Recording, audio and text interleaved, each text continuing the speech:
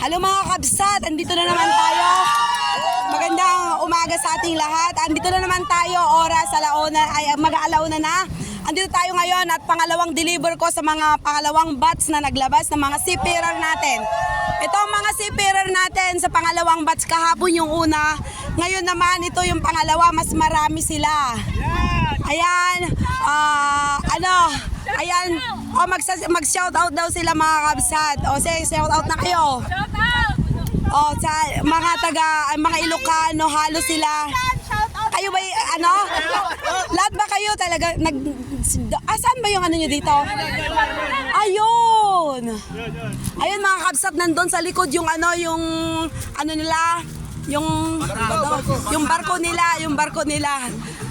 Ayan sila mga kabsat. Ayan, hinatid ko na naman yung mga order nila mga kabsat. Kaya ayan sila ngayon. O, mga may Ilocano, may mga Bisaya, may Tagalog din, may Tagalog, halo-halo po sila dito. Ayan, may Ilonggo din. Ayan sila mga kabsat. O, yan ang mga seafarer natin, bayaning seafarer natin. Ayan. O, syempre, bayani talaga. Ayan sila mga kabsat.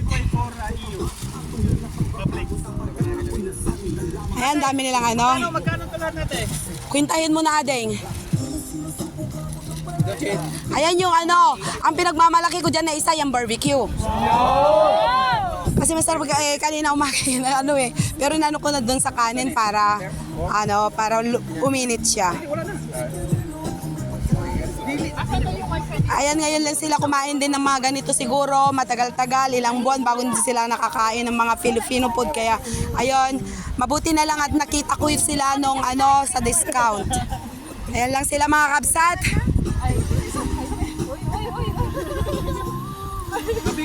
Ay, may babae. Diyan din kayo, ganda, diyan din kayo sa anong trabaho nyo? Sa kabina po. Ang ganda naman. Ano na ang biko? Oo, ayaw nga pala. Ano yon? Nilibre ko yon para sabi ko, di ba sinabi ko, mag-order back ka ba ng biko? Kako sa'yo, ayaw mo naman. Magkano ba itong biko ate?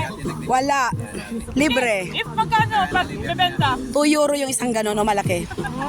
Sana nag-order na tayo. Wala eh. Hindi nag-order si sa akin. Si Philip. Yung may squad. Yan sila mga kabsat. Magkano tulan natin?